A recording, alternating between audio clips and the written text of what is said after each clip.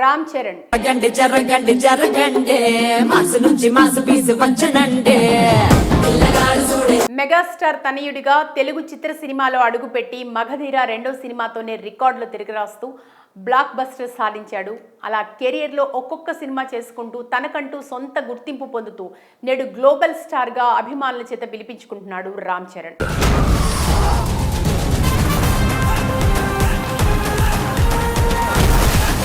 RRR చిత్రం తర్వాత ప్రస్తుతం రామ్ చరణ్ శంకర్ దర్శకత్వంలో గేమ్ చేంజర్ సినిమాలో బిజీగా ఉన్నాడు.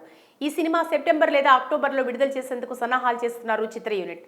ఇదిలా ఉంటే ఇటీవల ఫాదర్స్ డే సందర్భంగా రామ్ చరణ్ ప్రముఖ పత్రిక మీడియాతో మాట్లాడుతూ తన తండ్రి మెగాస్టార్ చిరంజీవి తన కూతురు క్లింకారా గురించి ఆసక్తికర విషయాలు చెప్పుకొచ్చాడు.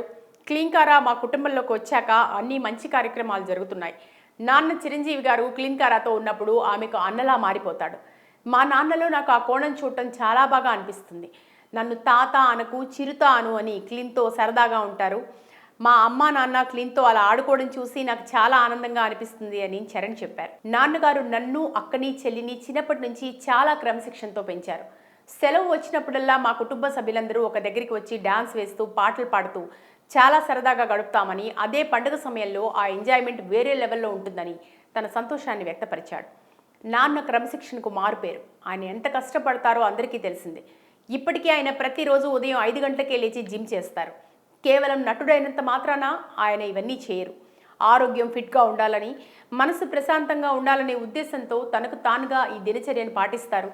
ఇప్పటికీ రోజు బిజీగా ఎంతోమంది డైరెక్టర్లను, బయటి వ్యక్తులను కలుస్తున్నారు. ఆయన చాలా బిజియెస్ట్ నటుడు. ఈ మధ్య కొన్ని సినిమాలకు కూడా ఓకే చెప్పారు. నేను స్లోగా 1-2 చేస్తున్నాను అంతే. మా నాన్న వయసు రోజు రోజుకి ఎక్కువ కాదు, తక్కువ అవుతుంది అనిపిస్తుందని చరణ్ అంటం విశేషం. ఈ క్రమంలో 2 దశాబ్దాల క్రితం అంజీ సినిమా తీసిన చాలా సంవత్సరాల తర్వాత చిరంజీవి మళ్ళీ సోషియో ఫ్యాంటసీగా భారీ బడ్జెట్ విశ్వంబర చిత్రంలో నటిస్తున్నారు. ప్రస్తుతం వశిష్ఠ డైరెక్ట్ చేస్తున్న ఈ మూవీ చిత్రీకరణ దశలో ఉంది.